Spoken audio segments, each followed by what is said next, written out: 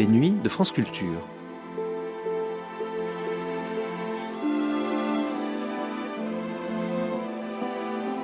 Les nuits de France Culture, une mémoire radiophonique. Lorsque la barbe de ton voisin a pris feu, arrose la tienne. Le drame du Martiniquais, confiait Aimé Césaire à José Pivin au milieu des années 60, c'est qu'il n'a pas su se servir de la culture qui venait de l'extérieur pour épanouir sa vraie culture. À la Martinique, on ne veut rien savoir de l'Afrique. Une vie qui se confond avec la cause de l'Afrique et des Antilles, une vie d'écrivain, une vie d'homme politique, Aimé Césaire, sur France Culture, le 30 janvier 1966. Au cours de ces instants, une émission réalisée par José Pivin qui présente aujourd'hui Aimé Césaire et la révolte. Des extraits des œuvres de Aimé Césaire, Cahier d'un retour au pays natal, Discours sur le colonialisme, Ferment et les armes miraculeuses seront interprétés par Jean Negroni, Jean Topard, Alain Cuny et Médondo. Chef opérateur du son, Jean Jusforgue. Collaboration technique, Yann Parentoen, assistant Daniel Long.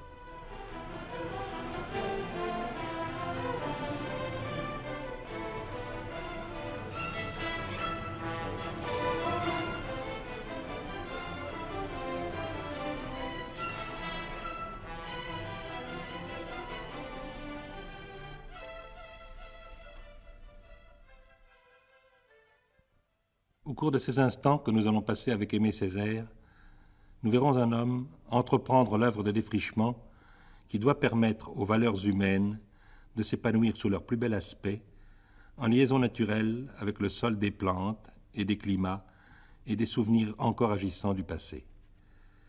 Aimé Césaire, vous représentez pour beaucoup la révolte de l'homme noir devant les formes pernicieuses de la civilisation occidentale. Voulez-vous nous parler des origines de cette révolte et d'abord peut-être de votre enfance? Je suis né à la Martinique, bien sûr, mais je suis né dans un petit village du nord de la Martinique qui s'appelle Basse-Pointe. Et je dois dire que cette image de mon village natal a une très grande importance dans mon œuvre. Beaucoup d'images, de métaphores, et joue un peu le rôle d'image obsédante. Et je m'aperçois que la source, en réalité, c'est ce petit village de Basse-Pointe dans lequel je suis né. Et contrairement à ce que le nom semble indiquer, il ne s'agit pas du tout d'une vallée. C'est au contraire ce qu'on appelle là-bas un morne. Autrement dit, une petite montagne est une pointe qui est baignée par une mer absolument démontée. Et c'est un village qui est adossé à la montagne Pelée, la plus haute montagne de la Martinique. Une population mixte de pêcheurs, de paysans. À l'époque, du moins, on y fabriquait du sucre et du rhum. Et il y avait là vraiment toute une population qui est très typique de la population martiniquaise. Et que faisaient vos parents à cette époque-là? Mes parents étaient petits fonctionnaires, mais j'ai été très mêlé à la vie des travailleurs de l'endroit.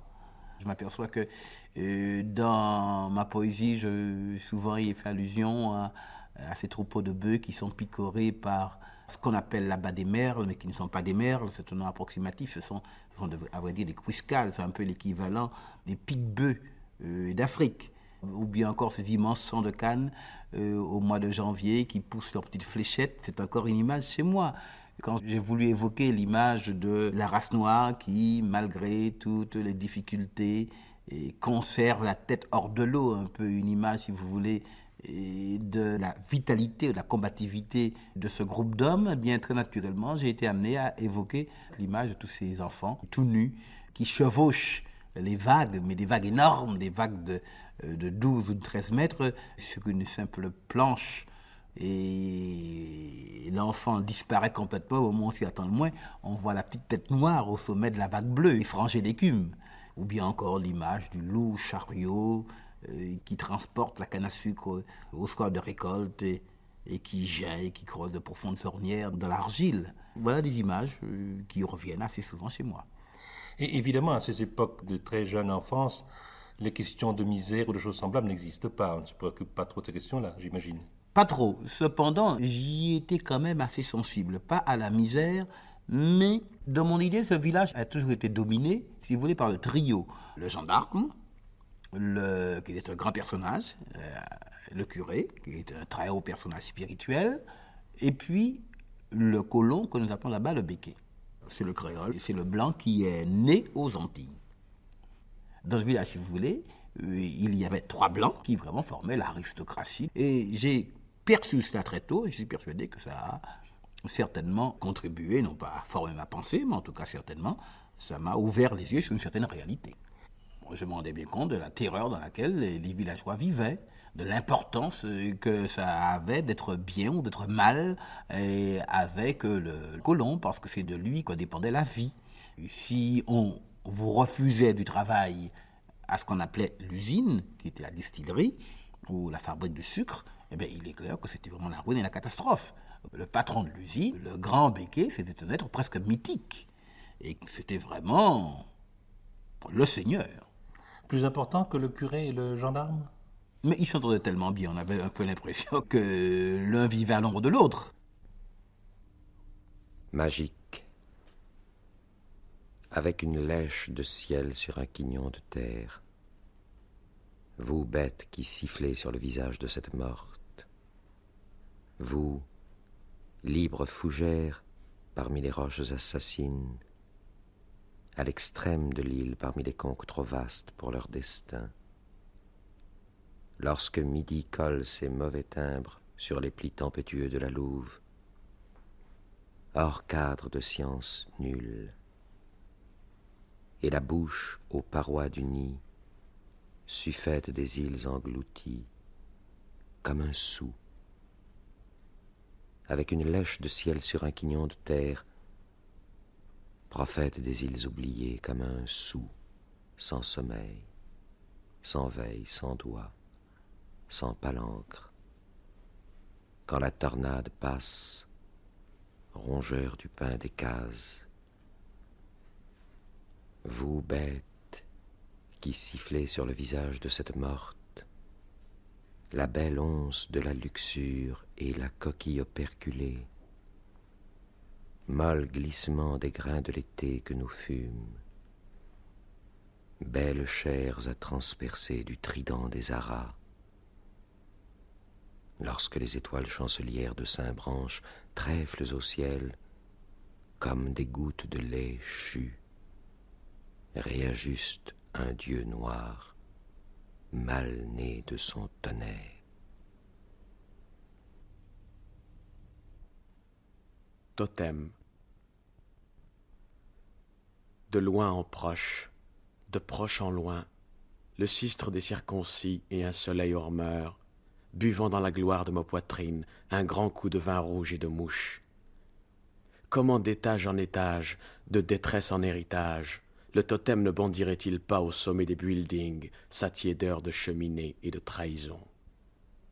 Comme la distraction salée de ta langue destructrice, comme le vin de ton venin, comme ton rire de dos de marsouin dans l'argent du naufrage, comme la souris verte qui naît de la belle eau captive de tes paupières, comme la course des gazelles, de celle fin de la neige sur la tête sauvage des femmes et de l'abîme, comme les grandes étamines de tes lèvres dans le filet bleu du continent, comme l'éclatement de feu de la minute dans la trame serrée du temps, comme la chevelure de genêt qui s'obstine à pousser dans l'arrière-saison de tes yeux amarines. Chevaux du quadrige, piétinez la savane de ma parole vaste ouverte. Du blanc au fauve, il y a les sanglots, le silence, la mer rouge et la nuit. Un autre aspect de la vie quotidienne qui, je crois, vous a frappé aussi assez tôt, c'est la médiocrité de la qualité de certains esprits. La médiocrité est dans tout ce qui a été touché par tous ces gens qui se croient, les porte-paroles de la civilisation, qui sont en réalité des demi-instruits. Enfin bref, la laideur bourgeoise et plus encore la laideur petite bourgeoise, avec le supplément colonial. Tout ce que ça cache de médiocrité, de manque d'envergure, de bêtises pontifiantes, de lâcheté, de l'arbinisme aussi. Enfin, c'est un tableau qui, je crois, se retrouve un petit peu partout.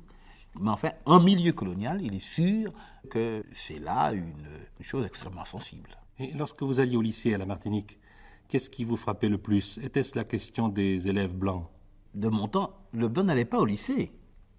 C'est un peu le féodal ayant peu d'instruction, qui, quand ils allaient dans un collège, ils allaient dans un collège religieux. Et le lycée, c'était déjà une école pour le peuple. Mais de temps en temps, il y avait bien un blanc, mais enfin, ça n'était pas du tout, ça ne posait pas un problème.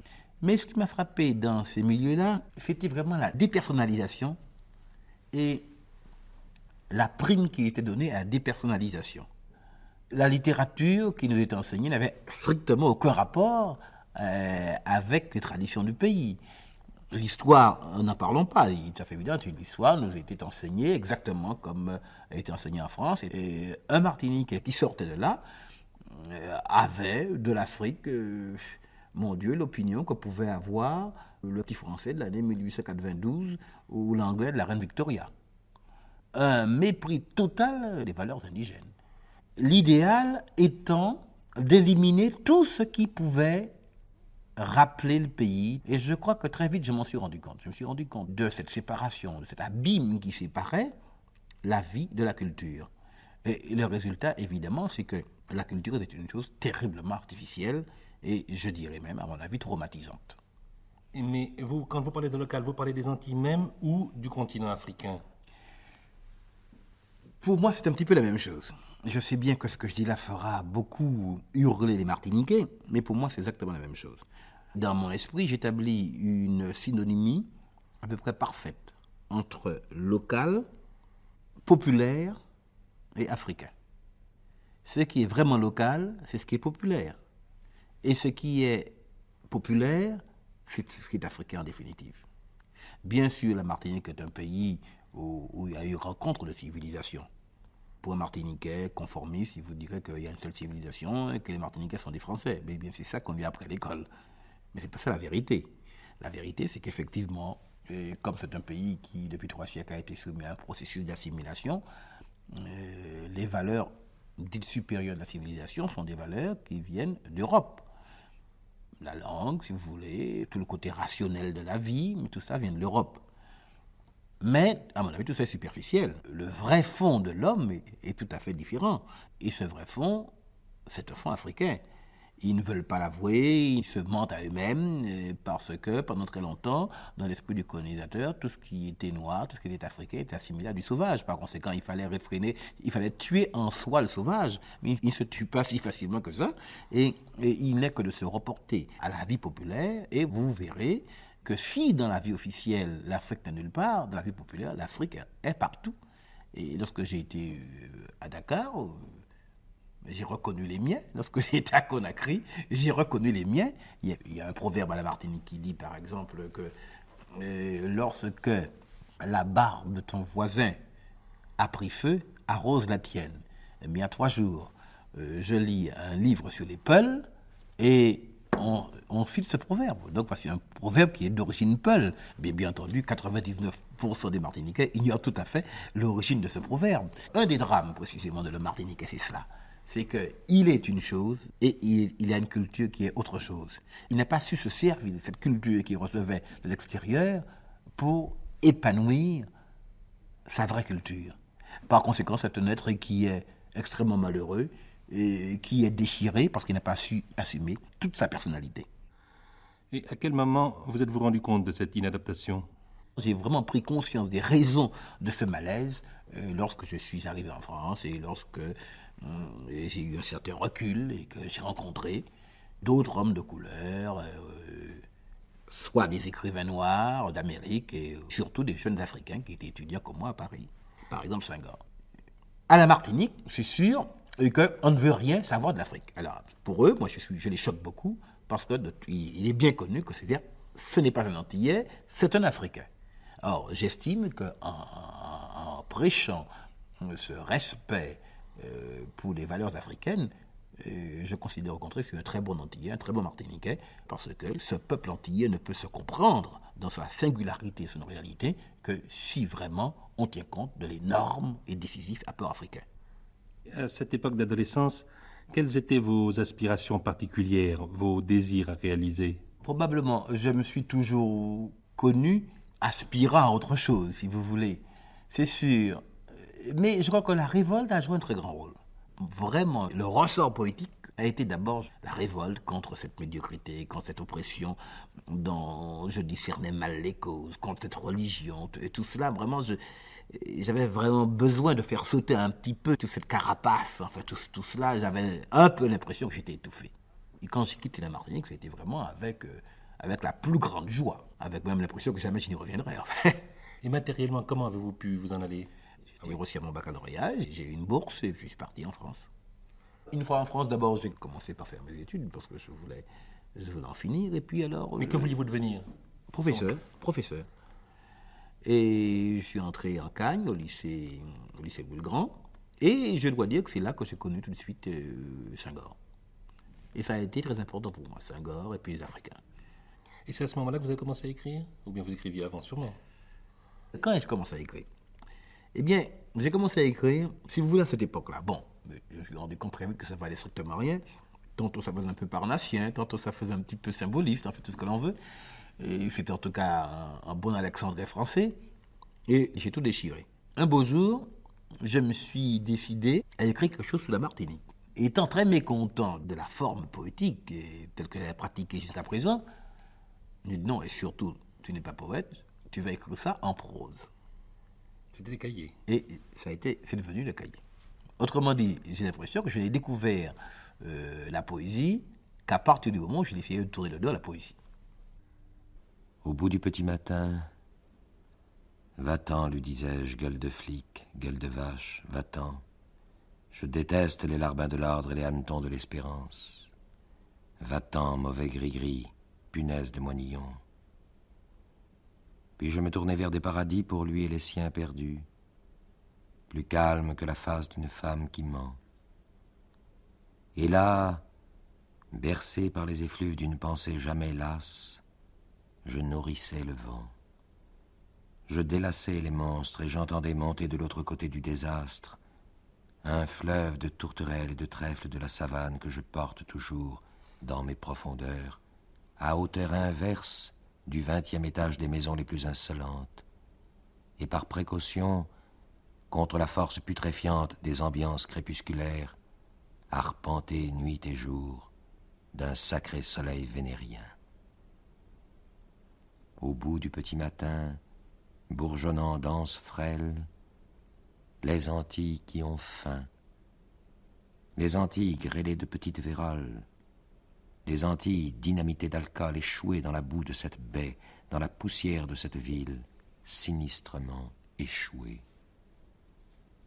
Au bout du petit matin, l'extrême trompeuse désolée escarre sur la blessure des eaux, les martyrs qui ne témoignent pas, les fleurs du sang qui se fanent et s'éparpillent dans le vent inutile comme des cris de perroquets babillards, une vieille vie menteusement souriante, ses lèvres ouvertes d'angoisse désaffectée, une vieille misère pourrissant sous le soleil, silencieusement, un vieux silence crevant de pustules tièdes, l'affreuse inanité de notre raison d'être.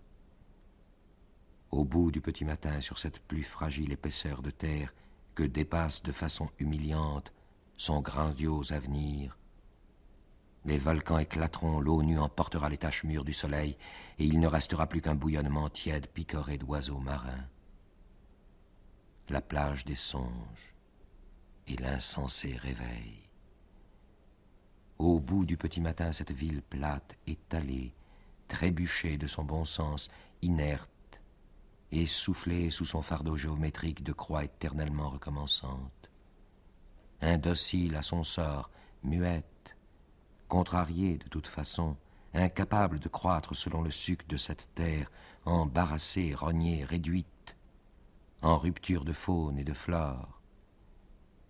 Au bout du petit matin, cette ville plate, étalée. Et dans cette ville inerte, cette foule criarde si étonnamment passée à côté de son cri comme cette ville à côté de son mouvement, de son sens, sans inquiétude, à côté de son vrai cri, le seul qu'on eût voulu l'entendre crier parce qu'on le sent si bien lui seul, parce qu'on le sent habiter en elle dans quelque refuge profond d'ombre et d'orgueil, dans cette ville inerte, cette foule à côté de son cri de faim, de misère, de révolte, de haine. Cette foule, si étrangement bavarde et muette. Au bout du petit matin, le vent de jadis qui s'élève, des fidélités trahies, du devoir incertain qui se dérobe, et cet autre petit matin d'Europe. Partir.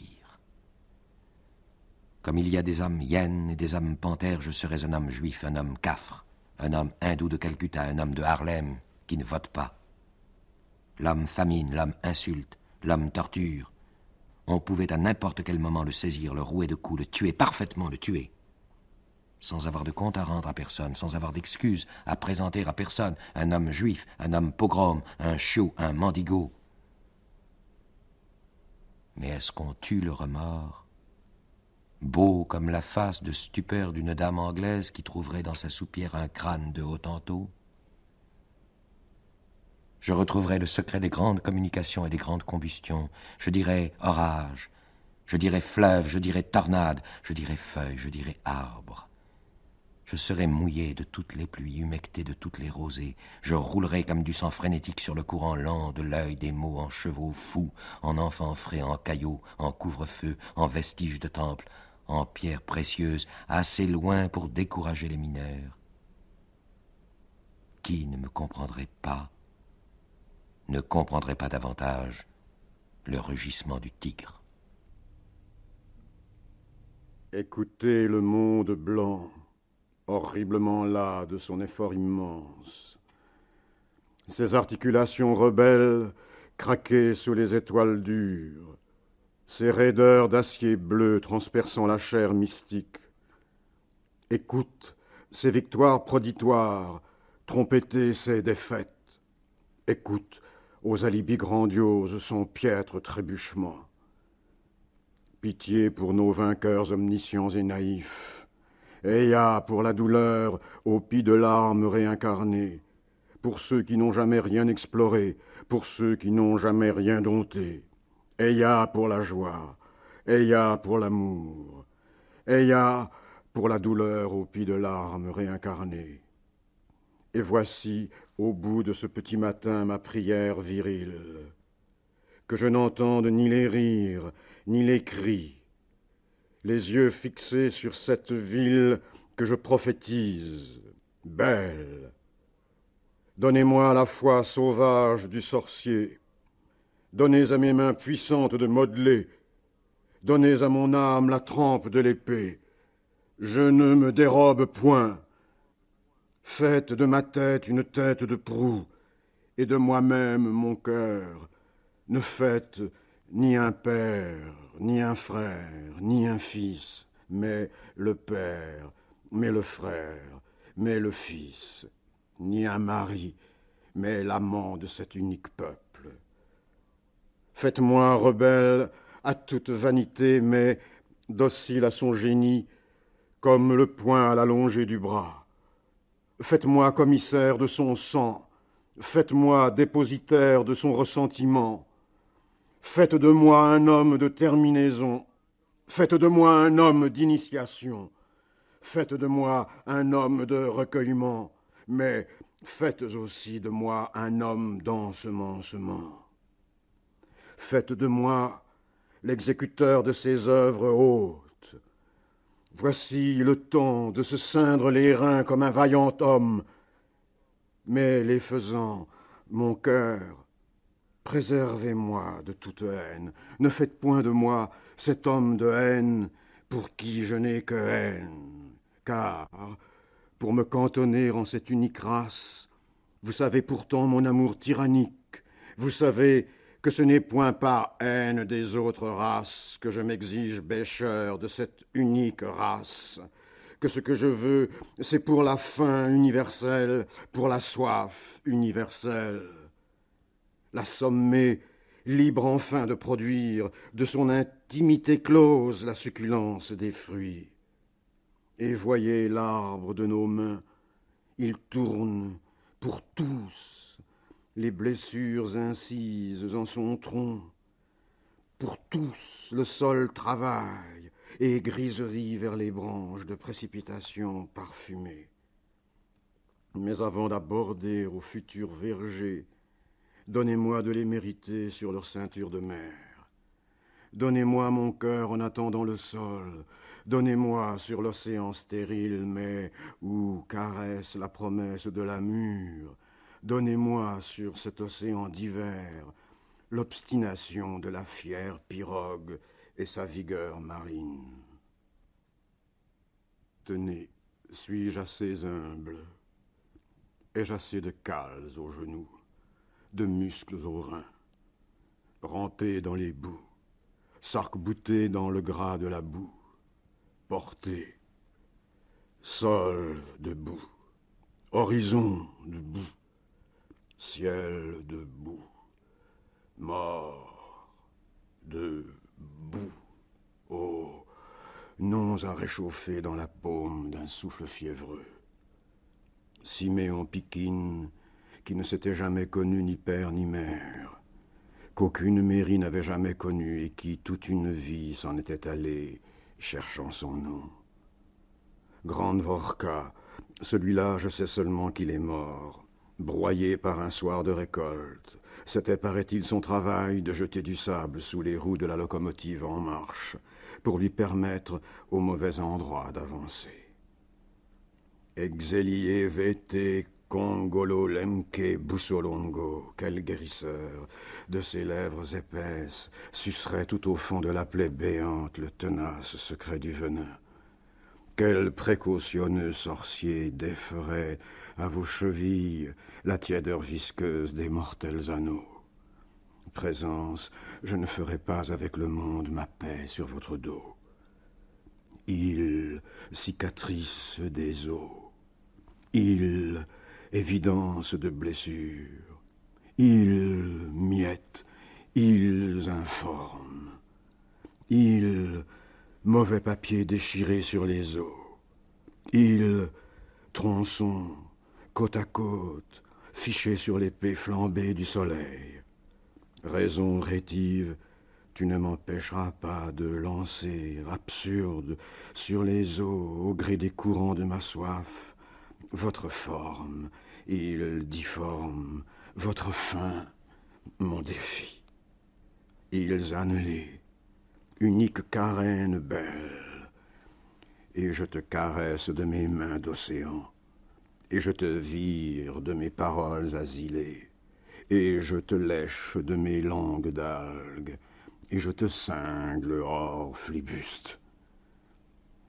Ô mort, ton palude pâteux, naufrage, ton enfer de débris, j'accepte.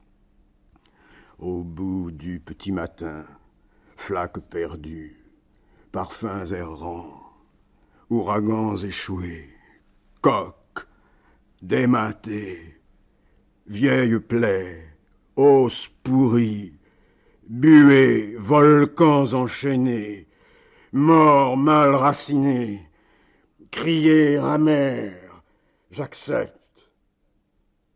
Et mon originale géographie aussi. La carte du monde faite à mon usage, non pas atteinte aux arbitraires couleurs des savants, mais à la géométrie de mon sang répandu, j'accepte. Et la détermination de ma biologie, non prisonnière d'un angle facial, d'une forme de cheveux, d'un nez suffisamment aplati, d'un teint suffisamment mélanien, et la négritude, non plus un indice céphalique, ou un plasma, ou un soma, mais mesuré au compas de la souffrance, et le nègre chaque jour plus bas, plus lâche, plus stérile, moins profond, plus répandu au dehors, plus séparé de soi-même, plus rusé avec soi-même, moins immédiat avec soi-même. J'accepte tout cela.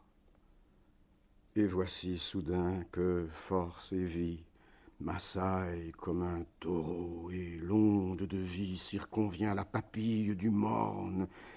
Et voilà toutes les veines et vénules qui s'affairent au sang neuf, et l'énorme poumon des cyclones qui respirent, et le feu thésaurisé des volcans, et le gigantesque pouls sismique qui bat maintenant la mesure d'un corps vivant en mon ferme embrasement. Et nous sommes debout maintenant, mon pays et moi, les cheveux dans le vent, ma main petite maintenant, dans son poing énorme, et la force n'est pas en nous, mais au-dessus de nous, dans une voix qui vrille la nuit, et l'audience comme la pénétrance d'une guêpe apocalyptique. Et la voix prononce que l'Europe nous a pendant des siècles gavés de mensonges et gonflés de pestilence, car il n'est point vrai que l'œuvre de l'homme est finie, que nous n'avons rien à faire au monde, que nous parasitons le monde, qu'il suffit que nous nous mettions au pas du monde, mais l'œuvre de l'homme vient seulement de commencer, et il reste à l'homme à conquérir toute interdiction immobilisée au coin de sa ferveur. Et aucune race ne possède le monopole de la beauté, de l'intelligence, de la force. Et il est place pour tous au rendez-vous de la conquête. Et nous savons maintenant que le soleil tourne autour de notre terre, éclairant la parcelle qu'a fixée notre volonté seule, et que toute étoile chute de ciel en terre à notre commandement, sans limite. Et comment s'est effectuée pour vous la rencontre avec le surréalisme? Ma rencontre avec le surréalisme n'a pas été une chose simple. Je ne connaissais pas le surréalisme, je ne connaissais pas Breton. Mais le surréalisme était dans l'air. À cette époque-là, du cahier, j'avais quand même lu Rimbaud. J'avais quand même lu Le Tréamont. Et je m'étais, si vous voulez, il y avait eu une démarche poétique qui était quand même tout à fait parallèle à celle du surréalisme. Par conséquent, il n'était pas tellement étonnant que le résultat fût à peu près semblable. Et comment s'est passée pour vous la période de la guerre? J'avais fini mes études et j'ai été nommé professeur à la Martinique.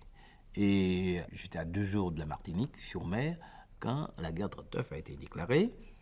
À ce moment-là, j'étais professeur à la Martinique et la mobilisation est intervenue. Ma classe n'a pas eu le temps, comme il n'y avait pas de caserne, on n'a pas pu prendre tout le monde en même temps. On n'a pas pu rappeler tout le monde sous les armes, donc c'était échelonné, on rappelait les gens classe par classe. Et puis, les classes partaient au fur et à mesure qu'il y avait des bateaux. Les communications étaient de plus en plus difficiles. Et l'armistice a eu le temps d'être signé avant que ma classe soit rappelée. Voici comment les choses se sont passées. Et donc, je suis resté pendant la guerre comme professeur à la Martinique. Et à ce moment-là, ne pouvant pas m'exprimer, j'ai eu l'idée de former et de fonder une revue poétique qui s'appelait Tropique. C'est une chose inconcevable à la Martinique. Personne n'avait jamais eu l'idée de fonder une revue poétique encore moins. Le surréalisme, personne n'avait jamais entendu parler. Et j'ai bénéficié pendant très longtemps d'une sorte de très grande tolérance parce qu'on a cru que c'était complètement une revue de fous, de fada, et par conséquent, on n'avait pas à s'en soucier. Le gouvernement avait autre chose à faire et on m'a laissé tranquille. Jusqu'au jour où nous avons quand même publié une série de textes sur l'Afrique, et une étude sur le folklore antillais. Et il y avait une sorte de retour au martinicanisme, si vous voulez, qui a déplu au gouvernement, et à ce moment-là, on a fait jouer la censure. Mais j'ai changé d'imprimeur, et puis les événements se sont précipités. La revue a été interdite officiellement, et puis la libération est arrivée. Est-ce que vous croyez que la façon de s'exprimer du surréalisme, qui, à mon avis, agit assez directement sur les sens, était un moyen de communication facile avec des gens assez simples, comme vous pouviez peut-être vous en rendre compte là-bas, ou pas plus là-bas qu'ailleurs. Oui, peut-être à ce moment-là. C'est toujours un problème. Il y a beaucoup de gens qui me disent, mais enfin, comment se fait-il? Mais qui comprendra ces textes, qui comprendra ces poèmes? Et c'est vrai. Il ne s'agit peut-être pas que de comprendre. Voilà, et c'est toujours ce que je réponds. Il ne suffit pas que de comprendre. Et je me suis aperçu d'une chose, c'est que des gens qui sont considérés comme cultivés, autrement dit, que tout semble préparé à comprendre ce genre de texte, ne les comprennent pas. Et d'autres gens qui sont beaucoup moins armés mentalement, les comprennent comme si c'était un langage avec lequel ils sont de plein pied. La pensée occidentale a été à contresens de ce que Lévi-Strauss appelle la pensée sauvage, mais les gens qui sont plus près de la nature, si vous voulez, eh bien, ils font du surréalisme tout à fait naturellement, parce qu'ils ont encore le sens du symbole. Et Senghor a montré que les poèmes africains, les poèmes sérères, eh bien, traduisez-les en français, on jurerait des poèmes surréalistes. C'est pourquoi le surréalisme nous a quand même intéressés dans ces pays coloniaux ou ex-coloniaux. C'est parce qu'en réalité, le surréalisme, c'était une tentative de l'esprit européen pour rejoindre l'esprit non européen, même à la Martinique, où quand même tout cela est très édulcoré, très dénaturé, bien sûr, très trituré. Mais il y a des gens qui parleront devant vous, quand ils parlent non pas en français mais en créole, un langage absolument allusif, et cette conversation peut durer une demi-heure, vous n'y comprenez rien, mais ces deux se comprennent. Et cette incompréhension ne vient pas de la langue. Vous allez beau comprendre tous les mots, mais c'est un langage, c'est un style, c'est une manière de parler qui est tout en allusion. Et les gens se comprennent et vous ne comprenez pas. Et Breton, où l'avez-vous rencontré? Je l'ai rencontré à la Martinique. Et parce qu'à ce moment-là, il fuyait à la France, il était en Amérique et son bateau est passé à la Martinique. Et alors il est descendu dans une petite librairie, et il a vu une revue, Tropique, et il a ouvert ça, et puis il a vu des poèmes, et il a vu des textes de moi, il a voulu tout de suite me connaître, et il a été très très aimable avec moi. Nous sommes restés en correspondance, et lorsque j'ai voulu republier le cahier, il s'est offert pour faire la préface du cahier de retour au pays natal. Et sur ce mode d'expression de l'époque surréaliste d'Aimé Césaire, voici les armes miraculeuses. Le grand coup de machette du plaisir rouge en plein front, il y avait du sang, et cet arbre qui s'appelle flamboyant, et qui ne mérite jamais mieux ce nom-là que l'éveil de cyclones et de villes mises à sac. Le nouveau sang, la raison rouge, tous les mots de toutes les langues qui signifient mourir de soif et seul, quand mourir avait le goût du pain, et la terre et la mer un goût d'ancêtre, et cet oiseau qui me crie de ne pas me rendre, et la patience des hurlements à chaque détour de ma langue. La plus belle arche, et qui est un jet de sang. La plus belle arche, et qui est un cerne lilas. La plus belle arche, et qui s'appelle la nuit. Et la beauté anarchiste de tes bras mis en croix. Et la beauté eucharistique et qui flambe de ton sexe, au nom duquel je saluais le barrage de mes lèvres violentes. Il y avait la beauté des minutes, qui sont les bijoux au rabais du bazar de la cruauté, le soleil des minutes, et leur joli museau de loup que la faim fait sortir du bois. La croix rouge des minutes, qui sont les murènes en marche vers les viviers, et les saisons, et les fragilités immenses de la mer, qui est un oiseau fou cloué feu sur la porte des terres cochères. Il y avait jusqu'à la peur telle que le récit de Juillet des crapauds, de l'espoir et du désespoir, et la guet d'astre au-dessus des eaux, là où la fusion des jours qu'assure le borax fait raison des veilleuses gestantes, les fornications de l'herbe à ne pas contempler sans précaution, les copulations de l'eau reflétées par le miroir des mages, les bêtes marines à prendre dans le creux du plaisir, les assauts de vocables tous à bord fumant pour fêter la naissance de l'héritier mâle, en instance parallèle avec l'apparition des prairies sidérales, au flanc de la bourse au volcan d'Agave, d'épaves de silence, le grand parc muet avec l'agrandissement silurien de jeux muets, aux détresses impardonnables de la chair de bataille, selon le dosage, toujours à refaire des germes à détruire. Après la guerre, pourquoi avez-vous voulu rentrer en France? Alors oui, vous savez que c'était cette époque absolument extraordinaire où on croyait, après la guerre, que tout était possible, qu'on allait refaire le monde, et que personne n'avait le droit de rester sous sa tente. Et à ce moment-là, des amis, des jeunes sont venus me voir, me disent voilà, il faut absolument finir avec cette vieille politique, tant pis, il faut se lancer. Nous avons des élections municipales, on te demande de venir avec nous, de venir sur notre liste. Alors j'ai dit, bon, ça me paraît curieux. Non, il n'y a pas de doute, il faut absolument venir. Nous ne passerons pas. Mais enfin, il faut venir. Et je dois dire que j'y étais surtout parce que je pensais qu'on n'allait pas passer. C'était un petit peu une manifestation de solidarité. Alors ils m'ont mis en tête de liste. Et puis à la surprise générale, nous avons eu 90% des voix. Et voilà comment je suis devenu un homme politique. Moi j'étais communisant. À cette époque-là, tous mes amis étaient communisants ou communistes. Et puis une fois que j'y étais, tout de suite après, il y a eu des élections législatives. Alors, même processus, on m'a dit il faut y aller. Bon, c'est ainsi que je suis devenu député. Est-ce qu'à ce moment-là, vous ne vous êtes pas rendu compte des difficultés de réalisation auxquelles vous ne pensiez pas? Ah, j'ai tout appris, j'ai tout découvert. Et d'abord les difficultés, bien sûr. D'abord ce que c'était qu'un parti, et les concessions qu'il fallait faire, et tout le reste. Et là, bien entendu, mon vieux fond sauvage n'a pas aidé beaucoup les choses, je dois dire. Mais enfin, j'ai pris beaucoup sur moi-même et vraiment, j'ai essayé de faire ce qu'on attendait de moi. ça n'a pas été facile. Et j'étais mal à mon aise dans tout ça parce que je ne m'y reconnaissais plus. Et c'est encore quand même, en grande partie, au moment où j'y étais, permettez l'expression, une affaire de blanc. Alors, mais j'ai fait ce que faisaient mes ancêtres. Et vous savez, mais il foutait le camp. Ça s'appelait être des nègres marrons. Et j'ai fait le nègre marron, c'est tout.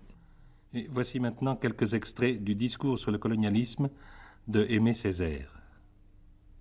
Il faudrait d'abord étudier comment la colonisation travaille à déciviliser le colonisateur, à l'abrutir au sens propre du mot, à le dégrader, à le réveiller aux instincts enfouis, à la convoitise, à la violence, à la haine raciale, au relativisme moral, et montrer que chaque fois qu'il y a au Vietnam une tête coupée et un œil crevé et qu'en France on accepte, une fillette violée et qu'en France on accepte, un malgache supplicié et qu'en France on accepte, il y a un acquis de la civilisation qui pèse de son poids mort, une régression universelle qui s'opère, une gangrène qui s'installe, un foyer d'infection qui s'étend, et qu'au bout de tous ces traités violés, de tous ces mensonges propagés, de toutes ces expéditions punitives tolérées, de tous ces prisonniers ficelés et interrogés, de tous ces patriotes torturés, au bout de cet orgueil racial encouragé, de cette jactance étalée, il y a le poison instillé dans les veines de l'Europe et le progrès lent mais sûr de l'ensauvagement du continent. Et alors, un beau jour, la bourgeoisie est réveillée par un formidable choc en retour. Les Gestapo s'affairent, les prisons s'emplissent, les tortionnaires inventent, raffinent, discutent autour des chevalets. On s'étonne, on s'indigne, on dit « comme c'est curieux ». Mais c'est le nazisme, ça passera. Et on attend, et on espère. Et on se tait à soi-même la vérité que c'est une barbarie, mais la barbarie suprême, celle qui couronne, celle qui résume la quotidienneté des barbaries. Et c'est du nazisme, oui, mais qu'avant d'en être la victime, on en a été le complice. Que ce nazisme-là, on l'a supporté avant de le subir. On l'a absous. On a fermé l'œil là-dessus. On l'a légitimé parce que jusque-là, il ne s'était appliqué qu'à des peuples non européens. Que ce nazisme-là, on l'a cultivé, on en est responsable, et qu'il sourd, qu'il perce, qu'il goûte, avant de l'engloutir dans ses eaux rougies, de toutes les fissures de la civilisation occidentale et chrétienne. Oui, il vaudrait la peine d'étudier cliniquement, dans le détail, les démarches d'Hitler et de l'hitlérisme et de révéler aux traits distingués, très humanistes, très chrétiens bourgeois du XXe siècle, qu'il porte en lui un Hitler qui s'ignore, qu'Hitler l'habite, qu'Hitler est son démon, que s'il le vitupère, c'est par manque de logique et qu'au fond, ce qu'il ne pardonne pas à Hitler, ce n'est pas le crime en soi. Le crime contre l'homme, ce n'est pas l'humiliation de l'homme en soi, c'est le crime contre l'homme blanc, c'est l'humiliation de l'homme blanc. Et d'avoir appliqué à l'Europe des procédés colonialistes dont ne relevaient jusqu'ici que les Arabes d'Algérie, les Koulis de l'Inde et les nègres d'Afrique. Et c'est là le grand reproche que j'adresse au pseudo-humanisme, d'avoir trop longtemps rapetissé les droits de l'homme, d'en avoir encore une conception étroite et parcellaire, partielle et partiale, et tout compte fait sordidement raciste. J'ai beaucoup parlé d'Hitler, c'est qu'il le mérite.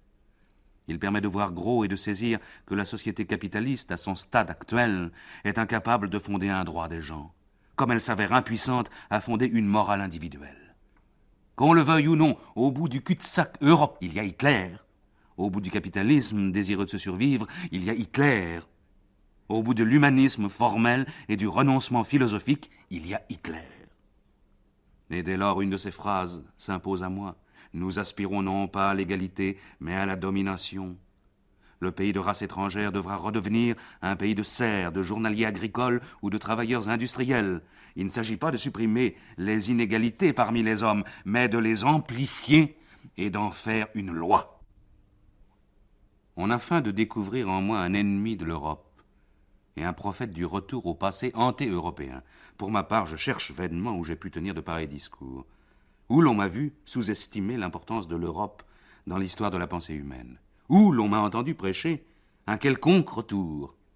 Où l'on m'a vu prétendre qu'il pouvait y avoir retour. La vérité est que j'ai dit tout autre chose. Savoir que le grand drame historique de l'Afrique a moins été sa mise en contact trop tardive avec le reste du monde que la manière dont ce contact a été opéré.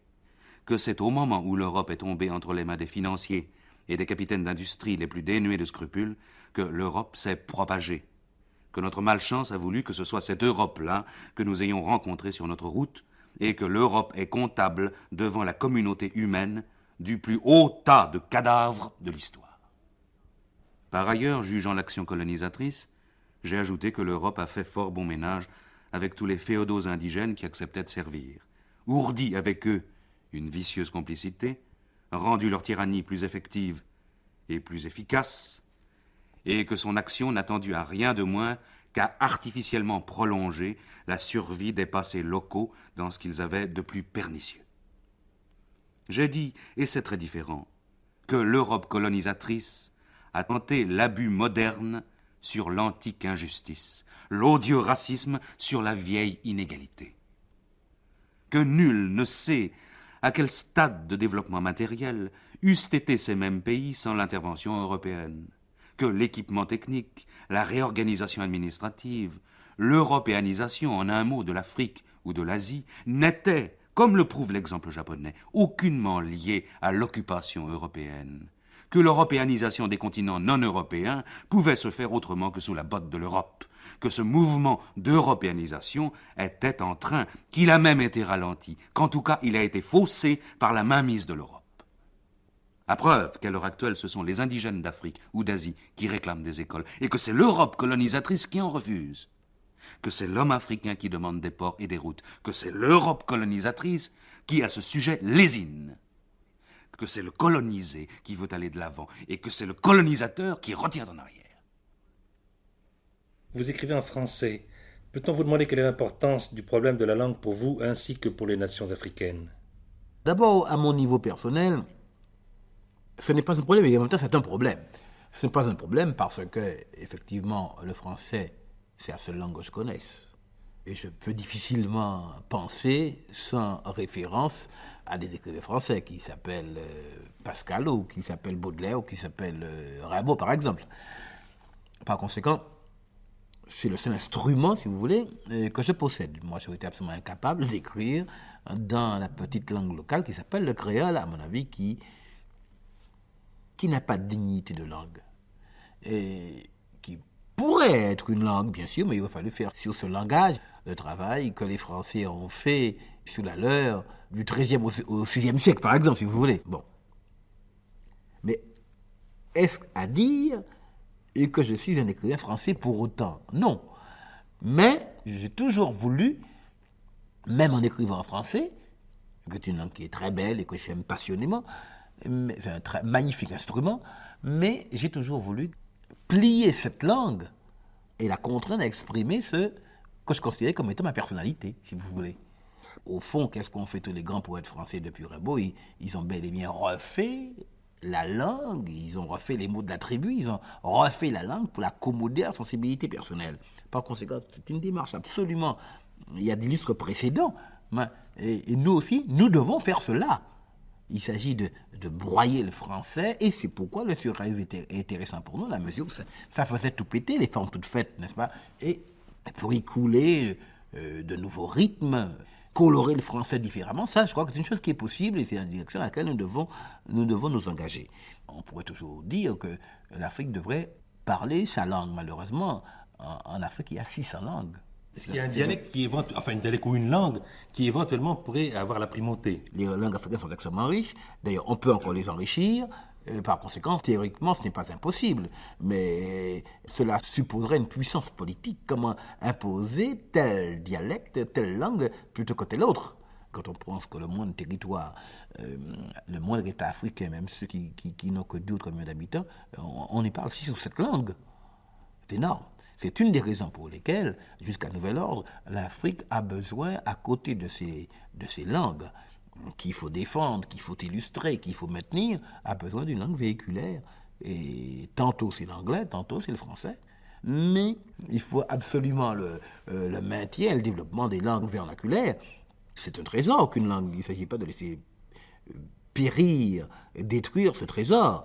Je dis simplement qu'il s'agit d'un modus vivendi. Et je crois que jusqu'à nouvel ordre, et pour très longtemps encore, l'Afrique ne sera pas francophone, ne sera pas anglophone, mais sera bilingue, au moins bilingue. Bilingue, autrement dit, il y aura une langue de communication individuelle et puis une grande langue internationale, si vous voulez.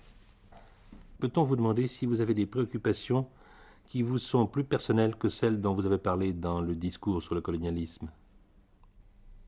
Mes obsessions sont plus collectives que personnelles.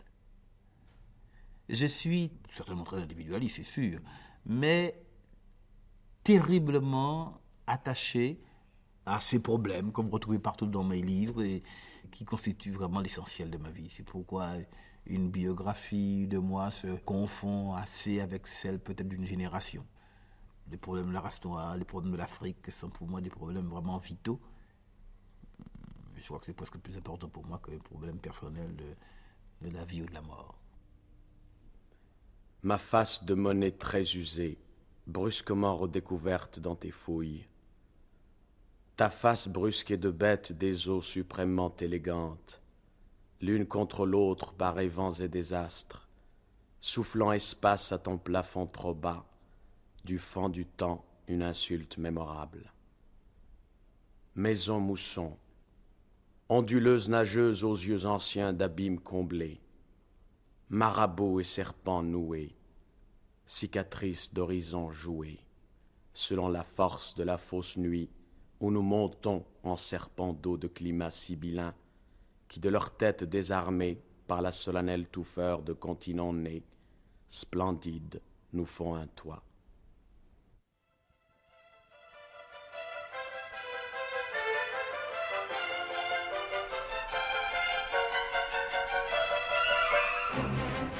C'était Au cours de ces instants, une émission réalisée par José Pivin qui présentait aujourd'hui Aimé Césaire et la révolte. Des extraits des œuvres de Aimé Césaire, Cahiers d'un retour au pays natal, Discours sur le colonialisme, Ferment et les armes miraculeuses, étaient interprétés par Jean Negroni, Jean Topard, Alain Cuny et Med Hondo. Chef opérateur du son, Jean Jusforg. Collaboration technique, Yann Parentehen. Assistant, Daniel Long.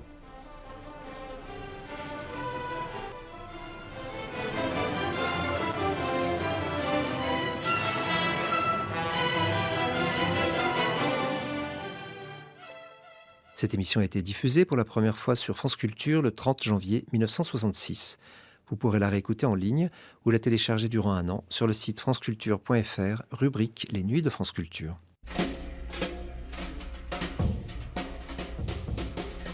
You do something to me, something that simply mystifies me.